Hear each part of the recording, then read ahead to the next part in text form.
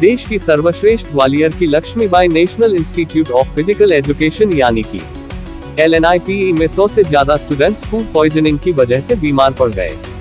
हालत इतनी खराब हो गई, जिसके चलते छात्र छात्राओं को जयारोग्य हॉस्पिटल में भर्ती कराना पड़ा है, जहां 7 की हालत गंभीर बताई जा रही है। आनन फानन में अल सुबह प्रशासन पुलिस की टीम ने इंस्टीट्यूट की मेस में छापामार कार्रवाई की है। साथ ही 3 लोगों को गोला का मंदिर थाना पुलिस ने हिरासत में लिया है। शारीरिक शिक्षा में देश में खास पहचान रखने वाले संस्थान LNIPE में बच्चों में बेचैनी और बुखार के लक्षण दिखाई देने लगे थे। संस्थान में बने हेल्थ सेंटर में उनका उपचार किया गया, लेकिन हॉस्टल में रहने वाले छात्रों की हालत और बिगड़ गई। उन्हें उल्टियां हो रही थी। एक के बाद 100 से ज्यादा छात्र बीमार पड़ गए हैं।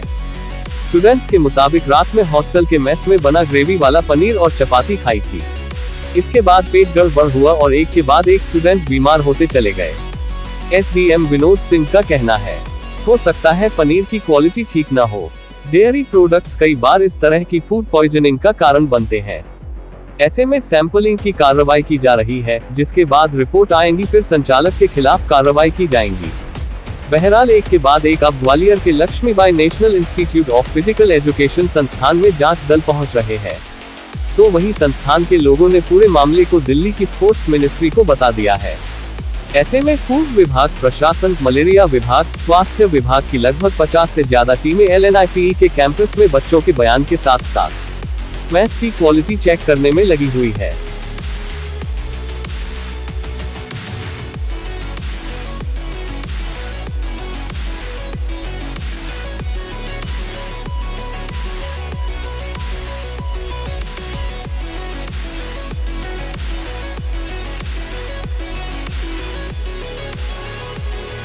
में यहाँ से ये जो शिकायत है या बच्चे बीमार जो हुए हैं उसके आधार पर यहाँ पर उपस्थित हुए हैं, जिसमें से जो खाद्य पदार्थ जिनसे लगभग एक अंदाजा लगाया जा रहा है कि इनकी वजह से जैसे पनीर है और जो आटा और चपाती का जो बात कर रहे हैं उसके आधार पर उससे बीमार हुए हैं, उसके आधार पर यहाँ से सैंपलिंग की कार्रवाई की जा रही है। इनमें इनमें से करीब 8 नमूने लिए हैं हम लोगों ने। मसाले के लिए उसमें पनीर का लिया है, दूध का लिया है, पानी का ले लिया है और चावल लिए हुए हैं। और जो जो तेल यूज हो रहा है उसका जो यूज हो रहा है, जो भी आइटम यूज हो रहा है उसके सैंपल हम लोगों ने लिए। देखो, यदि कोई इनसे जो खाद्य पदार्थ की वजह से यदि कुछ गड़बड़ रही होगी या इसमें कोई मिलावट रही है तो उसकी जांच में आ जाएगी, जिसके आधार पे आगे आगे की कार्रवाई। रिपोर्ट करीब 15 दिन में आती है। और जिस तरीके से ये दो एक डेढ़ दिन पुराना मामला रहा है, तो वो सैंपल आप जुटा पाए? वो चीज तो देखो, उस समय का जो, क्योंकि 2 तारीख की शाम की घटना बता रहे हैं, तो उसका जो खाना है वो बचा नहीं है, लेकिन जिससे जो बचा हुआ खाद्य जो यूज हो रहा है रॉ मटेरियल से, उसके सभी के सैंपल ले।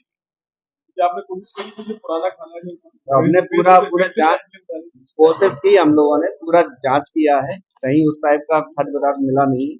तो इसके आधार पर जो खाद्य पदार्थ रॉ मटेरियल जो जो यूज हो रहा है वो सबका संभावित एक संभावना बन रही है, उसका हमने सैंपल। सतीश खाद्य सुरक्षा।